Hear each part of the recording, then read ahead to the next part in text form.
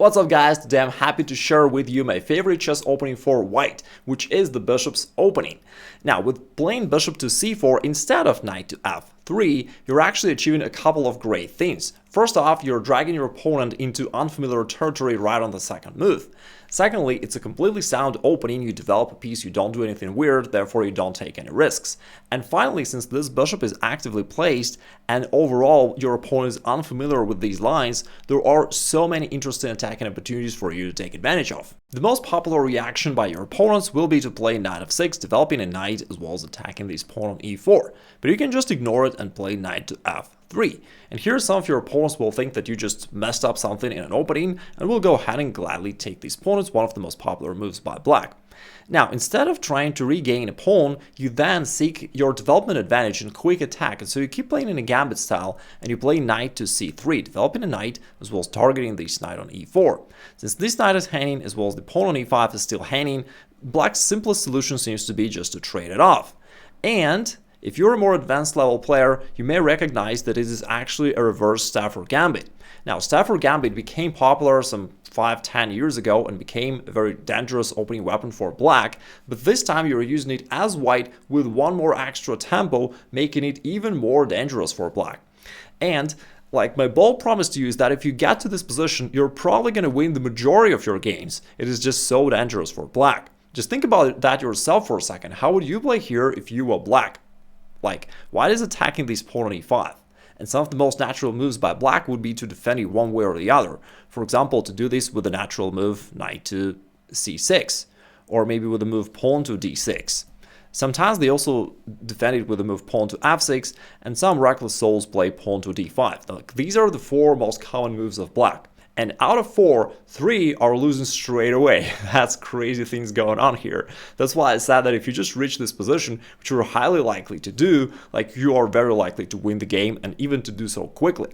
Now let's start with the most common move and the most natural move of black, defending this pawn with just a developing move knight to c6.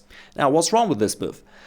The main problem of black is that they overlook that besides knight to e5, there is also the second threat of white, knight to g5, and these are the two main threats of you in this position, which they often overlook. And yes, they cover the e5 square, you can no longer go there, the pawn is defended, but you can jump to g5, it's kind of the fried liver attack, but there is no way for black to defend this pawn comfortably, they have to give up some material inevitably, and white's position is already winning. Now, what's the problem? I mean, you can either take it with the bishop on the next move and start a fierce attack against his king, or you can capture it with the knight, and from there it's going to fork his queen and rook, therefore you're going to win even more material later on. So it's not just a pawn, like after that black has a bunch of other problems which they can't really address. In one game, they tried to play queen e7, just trying to at least move the queen out of a potential fork from the knight, but in this case, white decided to capture it with the bishop, going after the king, and after the king went to d8, it looks like the king is badly placed, which is true, but still it's not easy for white to get it, but white surprised black by playing knight to e6 check. It turned out that our modest queen from d1 is actually doing a good job pinning the pawn. So it can't move, this d7 pawn can't move, meaning that black has to give up a queen for our knight, which gives you a winning material advantage, and the king is still deadly exposed. In another game, black tried to play queen f6 instead of queen e7. White still captured the pawn, attacking the king, and slided to d8, and now, like, white is not able to kind of force the checkmate quickly, but let this be a quick tactical warm-up for you. If you can find a winning continuation for white, please write it down in the comments below.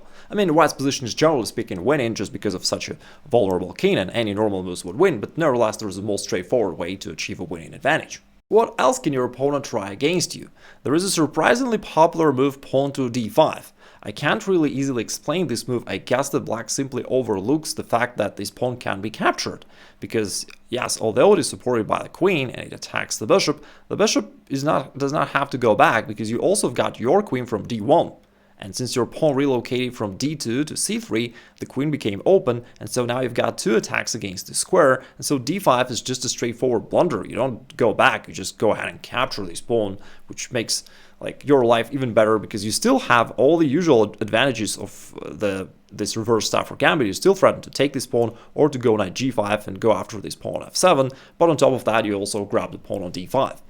Now, the most common move by black here is c6. They notice that if they attack the bishop and it goes back, they then can take your queen on d1, forcing your king to move, and it looks like that's going to solve all of black's problems and give them a favorable endgame. But you surprise your opponent once again. Your bishop is not going to go back, you're going to go forward with bishop takes f7. Which is a very common tactic here. Notice, if you remember, I talked before about the fact that in the bishop's opening, generally speaking, your bishop is standing on this diagonal, on this active role, and there is always these tactics involving the f7 square. So always keep an eye on that, it works quite often. The idea here is that we want to deflect the king off the queen, and as the king moves, we can pick up the queen and just win the game. And there's nothing black can do really anyway. If black instead tries to go king e7 and desperately tries to hold on to the queen, then you can just play bishop g5 and attack it once more, and you still win the queen and the game. Alrighty, let's go into the main line once again, knight f6. By the way, if they play some other moves, I'll show you a little later what to do in that case. So we go knight f3, pretending like we blunder this pawn, and after that we keep playing the gambit style, seeking quick development and opening a lot of lines for our pieces to go forward and attack. Now, we covered that usual moves such as knight to c6 or pawn to d5 are not helpful for black. So what should they actually do? The correct move by black is a weird looking move, pawn to f6. You will face it sometimes, but not too often, because it's very counterintuitive. At first it looks like it weakens this diagonal, preventing black from castling in the future. They can't do that. And generally it's very counterintuitive because black is completely undeveloped and they instead play this weird pawn move which weakens their position. But nevertheless, in the current scenario, this is an exceptional case where f6 is the only move actually that saves black in the game, and they may even try to fight for an advantage. The idea here is that from f6 the pawn is defending these both weaknesses, which are your main threats, to jump with your knight forward either to e5 or to g5, and the pawn on f6 is doing a good job covering these both squares. So now you can't rush into the attack quickly, but it doesn't mean that black's life is going to be easy. After that you can just castle, saying okay, can't attack, I just develop, and now black realizes that they still have a permanent problem. Because of this bishop they can't castle, and they want to solve this problem by going pawn to c6, aiming to play d5, which will block your bishop.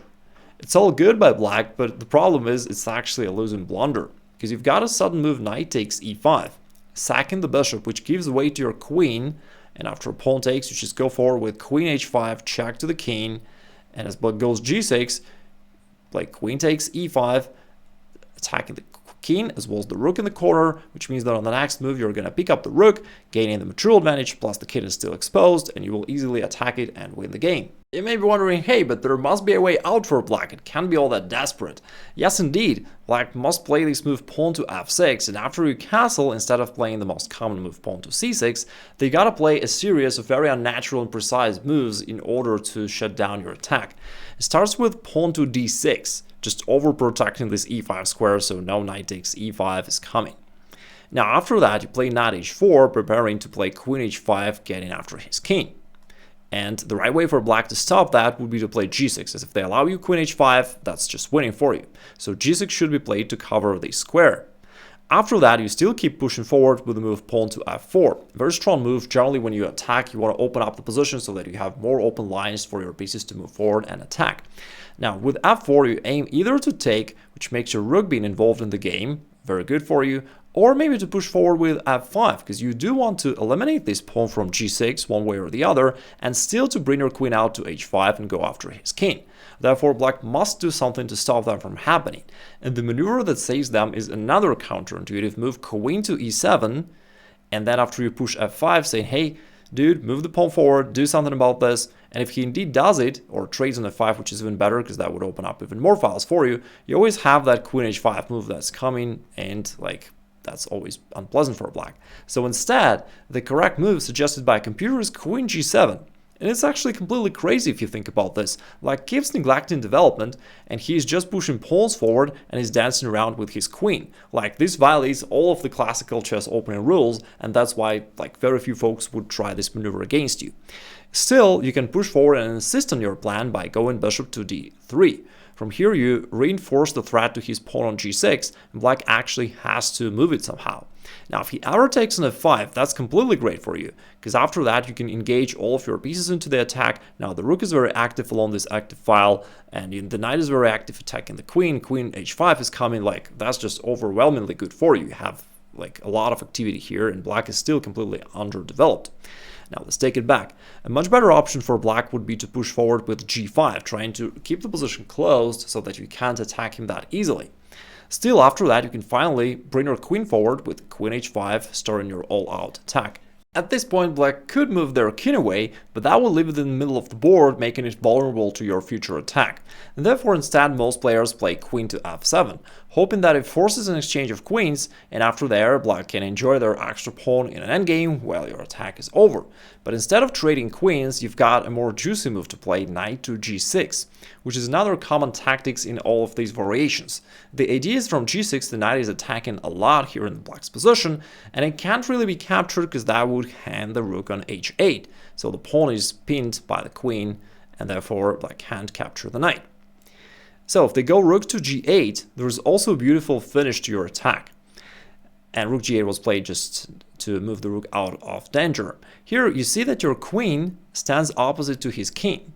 And theoretically, you'd wish to make this somehow work out in your favor. But the problem is there's this queen in between, which makes it impossible for you to do so, so you only need to deflect it somehow. And you can do that by going bishop c4, which attacks black's heavy pieces over here, and if the queen moves away, you can finally make use of this discovered attack. You can make the discovered check by playing knight takes c5, woohoo!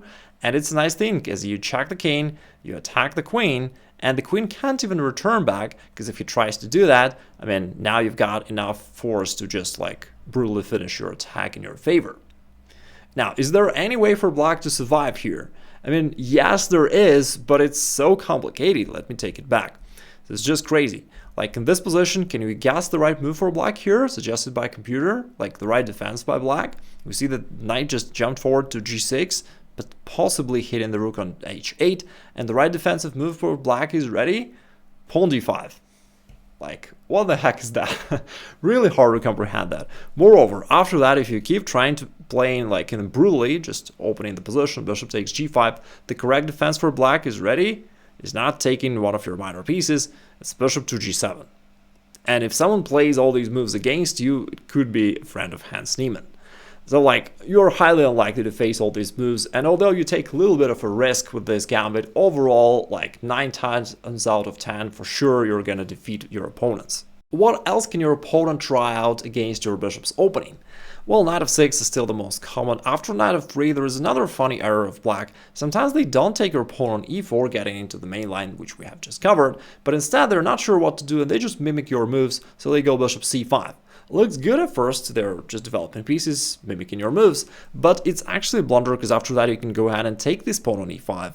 And the problem for black is that from here you actually also hit this pawn on f7. Therefore, black has no time to recapture your own pawn on e4 because they gotta defend their pawn on f7. And if they do so, like first of all, you just snatch this pawn on e5. Then next you win a tempo by going d4, shutting down this bishop, gaining a beautiful center. The pawn is defended, therefore black has to waste time by moving his bishop away. And as he does that, it doesn't end his problems because you could just develop and you have like a really great advantage. You're up a pawn, you have this active position, beautiful center, but you can actually rush into the attack with knight takes f7, and surprisingly this hasty attack works. Now after this trade on f7, this exposes the king, and then you just play e5, driving away the only real defender of the king.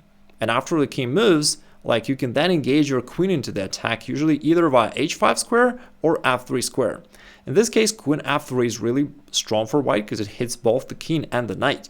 So if they don't want to lose the knight, they have to keep centralizing their king by playing king to e6. And of course, it's really dangerous to keep it there because then you can just play c4, this time attacking the knight. If it goes, you can keep pressing with d5, and it's all over after king takes e5. You can even play queen f4, and it's actually a checkmate right away. Okay, finally, what if they don't play knight of 6 at all, but instead just go knight to c6? Against that setup, there is also a very interesting attacking plan, but it's like a little bit of a separate subject, and I've got another video dedicated to it, which you may wish to check out right now so that you have an all-around knowledge about this opening, and I'm sure it will bring you a lot of great victories.